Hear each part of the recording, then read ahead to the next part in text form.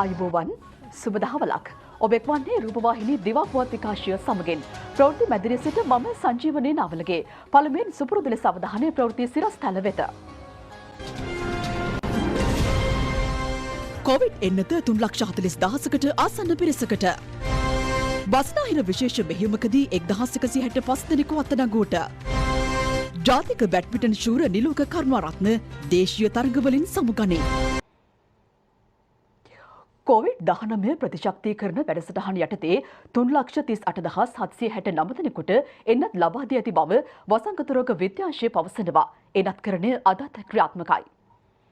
එන්නත්කරණය අද ක්‍රියාත්මක කෙරෙන්නේ 25 වෙනි දවසටයි.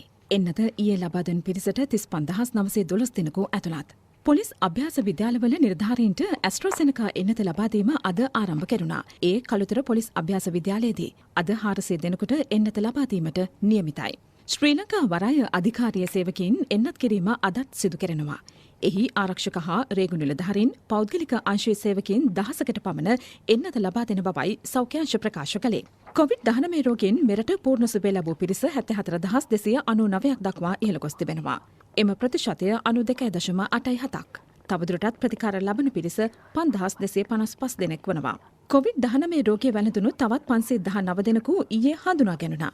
ඉන් 495 දෙනෙකු පෑලියගොඩ කොවිඩ් පොකුර ආශ්‍රිතව වාර්තා වූවන්. තවත් 23 දෙනෙකු බන්ධනාගාර කොවිඩ් පොකුරෙන් වාර්තා වූ රෝගීන් වන අතර සෙසු පුද්ගලයා විදේශගතව සිට මෙරටට පැමිණි අයෙක්. සුවය ලැබූ 843 දෙනෙකු රෝහල් වලින් ඊයේ පිටව ගියා. පොදුවේ ගත්තහම සමස්ත රෝගීන් සංඛ්‍යාව අඩුවීමකුත් අපි දකිනවා. මේකදී කොළඹ දිස්ත්‍රික්කයේ ගම්පහ දිස්ත්‍රික්කයේ කියන්නේ මුළු රටේම ජනගහනයෙන් විශාල ප්‍රතිශතයක් දිනපතා යන ඒ වගේම తాවකාලිකව හෝ වෙනත් පළාත්වල ඉඳලා මෙහි පදිංචි වෙලා ඉන්න ප්‍රදේශයක්. මේ ප්‍රදේශයේ හරහා විශේෂයෙන්ම අවුරුදු කාලය වෙනකොට තම නිවෙස් වලට යන අය හරහා යම් ප්‍රමාණයකට නැවත අනෙක් පළාත්වලට මේ රෝගය පැතිරීමේ අවදානමක් තියෙනවා. අන්න ඒ නිසා ඒකත් සැලකිල්ලට අරගෙන අපිට හැකි ඉක්මනින් මේ එන්නත මේ බස්නාහිර පළාතේ වැඩිම ජනගහනයකට ලබා දීමෙන් අපිට මේ ආරක්ෂාව උපරිම වශයෙන් ලබා ගැනීමට අපිට හැකි වෙයි කියලා අපි හිතනවා. මේ වෙනකොට සඳහන් වෙනවා රුසියාවේ සහ එක්සත් රාජධානියේ දෙමුන් වෛරසයක් ගැන. මේ වෛරසය ගැන අප රටේ හඳුනාගෙන තියෙනවද?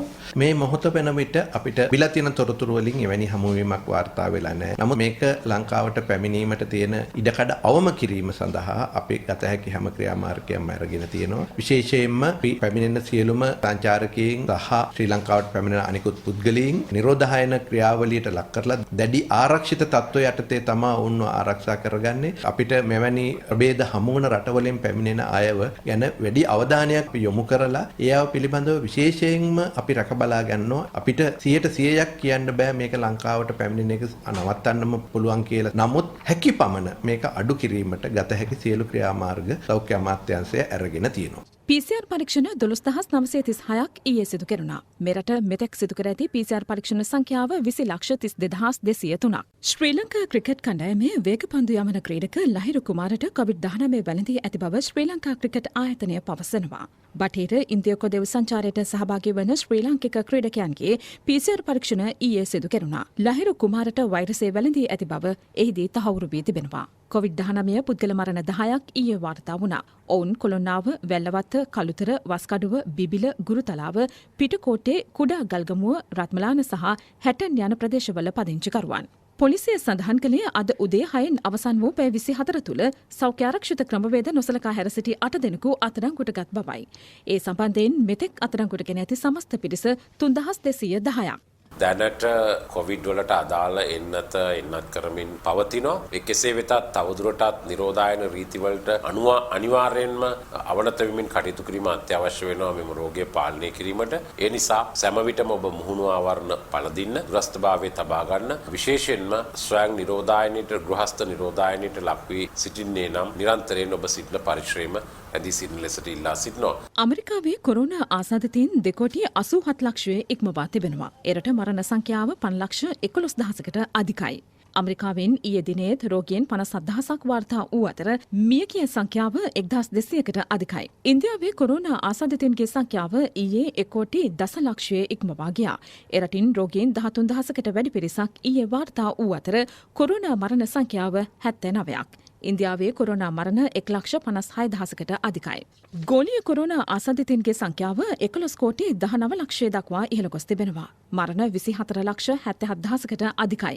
ගෝලීය සුවය ලැබුවන්ගේ සංඛ්‍යාව 8,73,00,000 ඉක්මවනවා. කෝටිය ඉක්මපු ආසාදිතයින් සිටින රටවල් 3ක් වාර්තා වන අතර රෝගීන් මිලියනය ඉක්මපු රටවල් සංඛ්‍යාව 21ක්. ආසාදිතයින් ලක්ෂයකට වැඩියෙන් හමු වී ඇති රටවල් 82ක් පවතිනවා. කොරෝනා මරණ ලක්ෂ 5 ඉක්මවූ රටවල් ලක්ෂ 2 ඉක්මවූ රටවල් 2ක් සහ ලක්ෂය ඉක්මවූ රටවල් 5ක් වාර්තා වනවා. කොරෝනා මරණ සංඛ්‍යාව දසදහස ඉක්මවූ රටවල් 34ක් ඇති අතර මරණ දහස ඉක්මවූ රටවල් සංඛ්‍යාව 91ක්. බස්නාහිර පළාතේ ඊයේ කරන ලද විශේෂ මෙහෙයුමකදී 1165 දෙනෙකු අත්අඩංගුවට ගෙන තිබෙනවා. අධිකරණයේ මගහැර සිටි වරන්තකරුවන් 317 දෙනෙකු සහ දූෂණ වැරදි සිදු කළ 771 දෙනෙකු ඒ අතර වනවා. හෙරොයින් සම්බන්ධයෙන් 261 දෙනෙකුද අත්අඩංගුවට ගැනුණා. ඊයේ දින වාද්දුව ප්‍රදේශයේදී මත්කුඩු ග්‍රෑම් 200ක් සමග එක් සක්කරවකු අත්අඩංගුවට ගෙන තිබෙනවා. ඔහු පානදුර අධිකරණය වෙත ඉදිරිපත් කිරීමෙන් අනතුරුව තවදුරටත් රඳවා තබාගෙන ප්‍රශ්න කිරීම සඳහා රැඳුම් නියෝගයක් ලබාගෙන තිබෙනවා. ඊට අමතරව හෙරොයින් වර්ගයේ මත්කුඩු ග්‍රෑම් 5ක් ළඟ තබා ගැනීම සම්බන්ධයෙන් මට්ටක්කුලිය පොලිස් ප්‍රදේශයේදී එක් සැකකරුවෙකුත් ඒ වගේම හෙරොයින් වර්ගයේ මත්කුඩු ග්‍රෑම් 5ක් සහ ගංජා කිලෝග්‍රෑම් 2ක් ළඟ තබා ගැනීම සම්බන්ධයෙන් මෝදර ප්‍රදේශයේදී තවත් සැකකරුවන් දෙදෙනෙකුත් අත්අඩංගුවට ගෙන තිබෙනවා. ඊයේ දින මිනුවන්ගොඩ පොලිස් වසමේදී සිදු කරන ලද විශේෂ මෙහෙයුමකදී නීති විරෝධී මත්පැන් ජාවාරමේ යෙදුණු නීති විරෝධී මත්පැන් අලෙවි කළ නිෂ්පාදනය කළ පුද්ගලයන් 15 දෙනෙක්, ඒ වගේම හෙරොයින් ළඟ තබාගත් එක් පුද්ගලයෙක්, වරෙන්තුකරුවන් 7 දෙනෙක් ඇතුළු 25 දෙනෙක් අත්අඩංගුවට ගෙන තිබෙනවා. මරණ දඬුවම නියමව සිටින ගම්පල විදානේලාගේ සමන්ත කුමාර හෙවත් වෙලෙසුදා ලබන ජූනි 17 වෙනිදා අධිකරණය හමුවට ඉදිරිපත් කරන ලෙස කොළඹ මහාධිකරණය අද නියෝග කළා. ඒ මද්‍රව්‍ය ජාවාරමෙන් රුපියල් කෝටි 17කට ආසන්න වත්කමක් අත්පත් කරගත්තේ යයි චෝදනා කරමින් වෙලෙසුදා ඔහුගේ බිරිඳ සහ ඥාති සොහිරියකට එරෙහිව ගොනු කර ඇති නඩුවක් විභාගයට ගත් අවස්ථාවේදී මහාධිකරණ විනිසුරු ආදිත්‍ය පටමැදිගේ මහතා කළ නියෝගයකට අනුවයි. නඩුවේ වැඩිදුර විභාගය ජූනි 17 වන දිනට කල් තැබුණා. වෙලෙසුදා එදින අධිකරණයට ඉදිරිපත් කරන ලෙසයි විනිසුරුවරයා බන්ධනාගාර කොමසාරිස් ජෙනරාල්වරයාට නියෝග කළේ. දියතලාව හෙළකදුරුගම ගොවීන්ට ඉහළ කැරට් අස්වැන්නක් ලැබී තිබෙනවා. ඔවුන් පවසන්නේ වෙළඳපොලේ කැරට් සඳහා හොඳ මිලක් පවතින බවයි. වර්ෂාවෙන් වගාවට යම් බලපෑමක් ඇති වුවද අස්වැන්න සාර්ථක වූ බවයි ගොවීන් පෙන්වා දෙන්නේ. කැරට් සඳහා වෙළඳපොලේ පවතින ඉහළ මිල නොවෙනස්ව පවතින්නේ නම් තම වගාව සාර්ථකව පවත්වාගෙන යාමට ඉවහල් වන බව ගොවීන් පවසනවා. ප්‍රදේශයේ බහුතරයකගේ ජීවන වෘත්තිය වන්නේ ගොවිතැනයි. මේ පාර ඉතින් අපි කැරට් වගා කරේ. ඒ වගාවෙන් වර්ෂාව තිබ්බත් යම්කිසි මට්ටමකට අපි මේ පාර හොඳ මිලක් තියෙනවා මේ පාර. ඉතින් ඒකෙන්ද කැරට් වලින් හොඳ ආදායමක් තියෙනවා. මේ අක්කරයකින් කොහොමත් කිලෝ 4000ක් විතර අපිට අපේක්ෂා කරන මේ වරසන්න ආදායමත් හොඳයි. තවත් දේශීය පුවත් කිහිපයක් ලුහුඬින්. ජනතාවගේ නොවිසඳුණු ඉඩම් ගැටලු විසඳීමේ ජාතික ජංගම සේවයේ සමාරම්භක වැඩසටහන ඊයේ පැවැත්වුණා.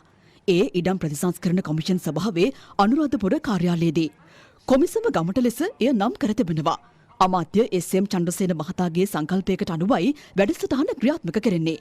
කොරෝනා වෛරස් ව්‍යාප්තිය හේතුවෙන් ජනතාවට අගනුවරට පැමිණීමේ ඇති දුෂ්කරතා සැලකිල්ලටගෙන මෙම වැඩසටහන ක්‍රියාත්මක කරනවා.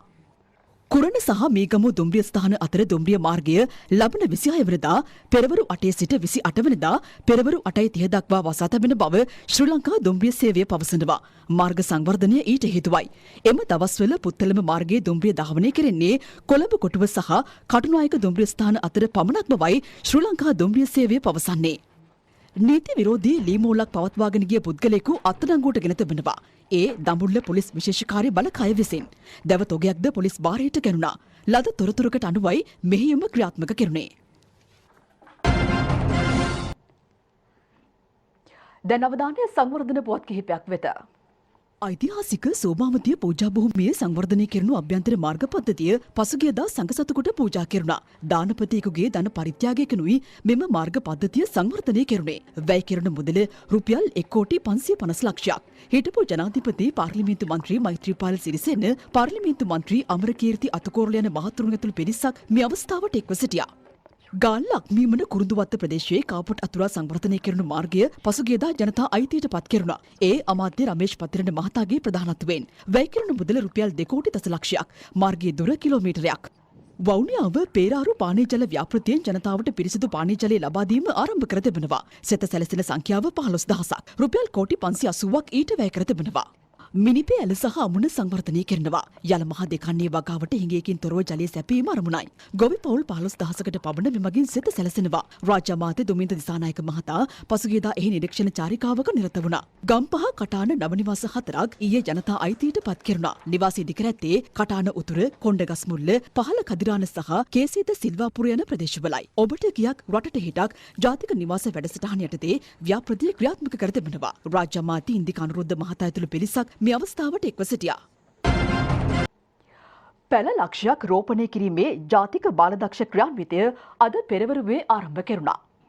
ඒ ජනාධිපති ගෝඨාභය රාජපක්ෂ මැතිතුමාගේ ප්‍රධානත්වයෙන් කොළඹ කොටුව ජනාධිපති මන්දිර පරිශ්‍රයේදී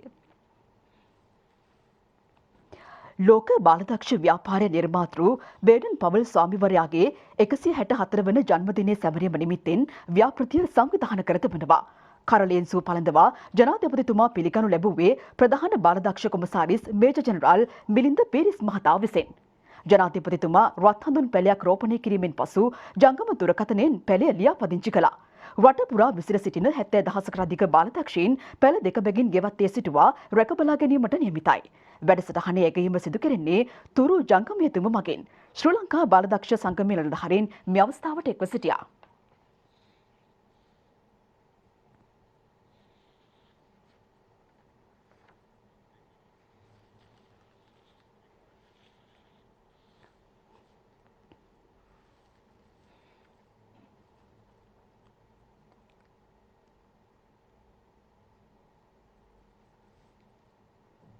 දැන් ක්‍රීඩා පුවතක්. 17 වන වරටත් ජාතික බැඩ්මින්ටන් ශූරතාව දිනා ගැනීමට නිලෝක කරුණාරත්න සමත් වුණා. ජයග්‍රහණයෙන් පසුව ඔහු ප්‍රකාශ කළේ තමා දේශීය තරඟවලින් සමුගන්නා බවයි. 68 වන ජාතික බැඩ්මින්ටන් ශූරතාවලිය පැවැත්වුණේ වෙළඳ සේවා බැඩ්මින්ටන් ක්‍රීඩාංගණයේදී. දින 5ක් පැවති තරඟාවලියට ක්‍රීඩක ක්‍රීඩිකාවන් 800 දෙනෙකු සහභාගී වුණා. නිලෝක කරුණාරත්න සහ රසිතු හින්දේව අතර පැවති පිරිමි කේවල අවසන් තරගය 2-0ක් ලෙස නිලෝක කරුණාරත්න ජය වාර්තා කළා. ලකුණු තත්ත්වය දැක්ුණේ 21-17ක් සහ 21-16ක් ලෙසයි. මගේ මුලින්ම මම ජාතික ශූරය ජයග්‍රහණය කරේ මට අවුරුදු වයස අවුරුදු 16 දී 2001 වර්ෂයේදී ලාභාල්තම ජාතික ශූරය වශයෙන් වගේම තමයි අවුරුදු 20ක් මමත් මල්ලිත් ජාතික ශූරතාවය රැකගෙන තිනවා. ඉතින් මේ දැන් විශාල ගමනක් ආවා. දැන් ගොඩක් මහන්සි. ලෝකල් බැඩ්මින්ටන් එකෙන් හමු ගන්නවා. තව ඉන්ටර්නැෂනල් එකේ තරඟාවලි කීපයක් මට සහභාගී වෙන්න තියෙනවා. වගේ ඔලිම්පික් තරඟාවලියට සූදානම් වෙන්න ඕන. ඒක අනිවාර්යයෙන් මම ක්‍රීඩා කළ යුතුයි. විශාල බලාපොරොත්තුවක් තියෙනවා. ඉතින් ඒ සඳහා සූදානම් වෙන්න බලාපොරොත්තුවක් තියෙනවා. සමගින් අදට නියමිත දිවා පුවත් විකාශය නිමාවට පත් වෙනවා. පසු 1:55 සිට යලිත් පැයෙන් පුවත් විකාශය බලාපොරොත්තු වන්න. ආයුබෝවන්